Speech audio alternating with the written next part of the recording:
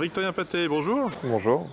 Alors est-ce que tu peux te présenter pour les gens qui ne te connaissent pas encore, pourquoi tu es, qui tu es exactement? Donc, comme on l'a dit, Victorien Paté, j'ai 20 ans. Je suis étudiant en troisième année d'économie, donc je viens de terminer ma licence qui devrait être validée dès le 2 juin. Donc, je serai vraiment licencié d'économie pour la fin de la campagne. Sinon, donc, je suis un jeune militant. J'ai commencé mon militantisme avec Attaque contre le TAFTA. Ce qui m'a permis de faire un stage à l'Assemblée nationale où j'ai pu combattre le TAFTA et puis voir un peu la mission des parlementaires. Sinon, comme tous les jeunes, beaucoup de jeunes, j'aime bien le sport, donc je fais du tennis et du foot à Muison et à Besançon. Donc voilà un peu pour savoir qui je suis. Tu te présentes dans la deuxième circonscription, tu habites dans la circonscription? Oui, j'habite à Romigny la plupart du temps, chez ma mère. D'accord. J'ai vécu également à Saint-Rémy chez mon père, parce que mes parents sont divorcés. Donc les deux dans la circonscription. Et puis en ce moment, cette année, j'ai vécu aussi près du lycée Saint-Michel, également dans la circonscription. Donc voilà, je suis partout dans la circo. D'accord, donc c'est pour ça que tu as choisi de te poser dans la deuxième circonscription, parce que tu la connais? Oui, voilà, je suis vraiment au cœur de la circonscription. Je connais les deux faces, c'est-à-dire la face rurale et la face urbaine de la circonscription. Donc c'est vraiment la circonscription dont je suis le plus proche et dont je suis l'électeur aussi. Qu'est-ce que tu penses de tes concurrents politiques? On voit qu'on a sur la circonscription Catherine Vautrin qui brigue un troisième mandat. Donc on voit qu'elle, c'est pas elle qui va incarner le renouveau. Pour ce qui est des autres, on a quelques nouvelles têtes, mais bon, ce qui compte c'est avant tout le programme, et là le programme n'est certainement pas neuf. D'accord, donc quelles seraient tes priorités si tu étais élu à l'Assemblée nationale? Alors mes priorités, déjà c'est de faire appliquer l'avenir en commun si j'arrive à être député au sein d'une majorité. Et dans le cas contraire, c'est de défendre les droits des salariés, des travailleurs, puisqu'il ne faut pas oublier que tout le monde est travailleur un jour ou l'autre.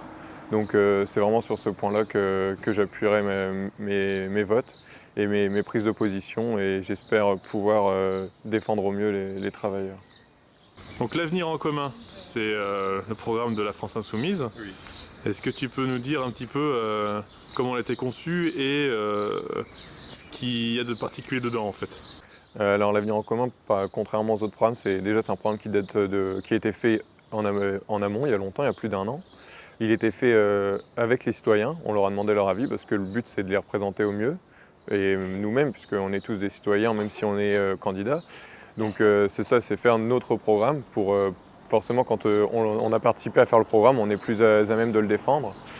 Et donc c'est un programme qui s'axe sur quatre enjeux majeurs. L'enjeu démocratique, puisque c'est ce qui motive la 6ème République qu'on a voulu mettre en place et pour laquelle on continuera à se battre. On a également l'enjeu social, puisqu'on voit qu'on est dans un pays où le chômage ne cesse d'augmenter. Ce qui est dingue, c'est qu'il augmente dans le même temps que les dividendes et que les profits. Donc on voit bien qu'il y a une grosse incohérence sur ce point-là. On a également l'enjeu de la paix, puisque aujourd'hui la paix n'est plus un acquis et quelque chose de sûr comme ça a pu l'être pendant des années. Il y a un véritable danger sur ce point au niveau diplomatique, donc il faut concentrer nos efforts dessus. Et enfin, ce qui n'est pas des moindres, c'est l'urgence écologique. Parce qu'aujourd'hui, on ne peut pas se permettre de perdre 5 ans alors que le changement climatique on commence à en voir les problèmes, le nombre de catastrophes naturelles qui augmente, qui n'a jamais été aussi élevé. Donc c'est vraiment quelque chose sur lequel il faut se concentrer, et ça ne passera pas par le libéralisme et la main invisible de Smith. Il faut que les États prennent leur part dans cette urgence et dans cette transition écologique qui doit arriver. Petite question subsidiaire, tu as 20 ans? Oui. Est-ce que tu penses que c'est un avantage ou un inconvénient? Je pense que c'est ni l'un ni l'autre, mais ça m'oblige à prendre conscience des enjeux de demain et pas seulement voir la vision à court terme. Ce qui m'intéresse, c'est pas seulement le résultat dans lequel sera le pays dans 5 ans, mais surtout dans 20, dans 30, 40 ans.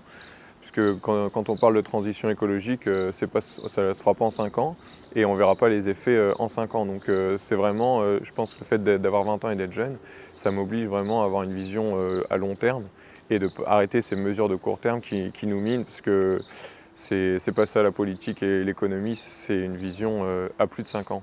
Ok, merci Victorien. Et comme tu joues au tennis, un petit pronostic pour Roland Garros? Mon pronostic, ce sera plus des envies. Ce serait la victoire de Nadal pour être un peu réaliste. Et puis si on veut rêver un peu, j'espère que Lucas Pouille ira loin. Ok, merci.